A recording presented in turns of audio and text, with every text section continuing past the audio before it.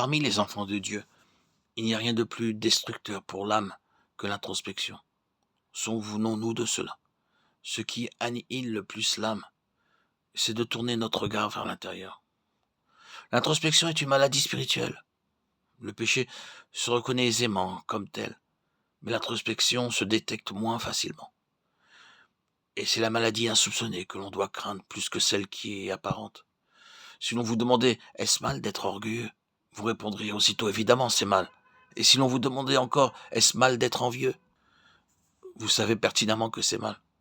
Cependant, vous pouvez regarder en vous-même de nombreuses fois au cours d'une seule journée, sans avoir le sentiment de mal agir. Si vous vous êtes disputé, vous êtes aussitôt conscient d'avoir péché. Mais vous pouvez regarder en vous intérieurement et ignorer que c'est mauvais. Regarder en nous-mêmes, c'est ce qui ruine le plus une vie chrétienne. Nombreux sont ceux qui se livrent à l'introspection et qui vivent une fausse spiritualité. Avant de faire une chose, ils s'arrêtent et se demandent « ai-je un fardeau pour cela ? Ce que je ressens, est-ce un vrai fardeau ou non ?» Supposons que quelqu'un vous demande de l'aider à porter une table d'une pièce à une autre. Commencerez-vous à demander « est-ce un fardeau ?» Vous ne le ferez pas. La chose que vous portez est évidemment un fardeau.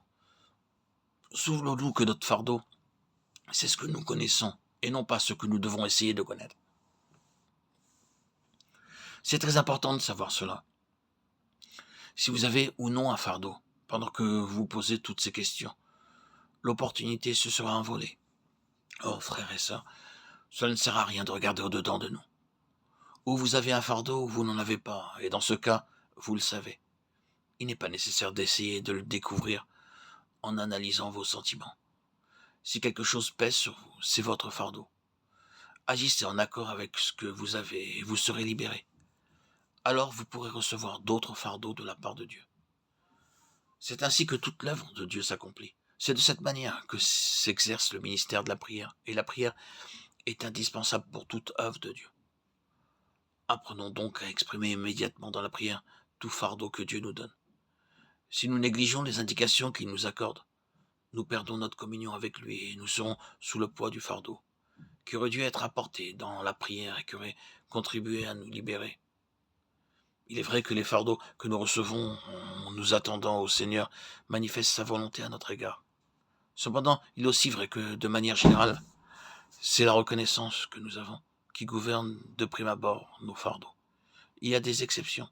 Par exemple, au beau milieu de la nuit, Dieu peut vous demander de prier pour un frère dans un lieu éloigné.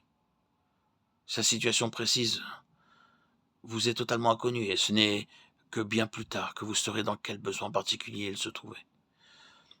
Mais le plus souvent, nos fardeaux procèdent de la connaissance que nous avons des situations. Dans un premier temps, Dieu nous met en relation avec un besoin particulier et ensuite, sur la base de ce que nous connaissons, vient le fardeau.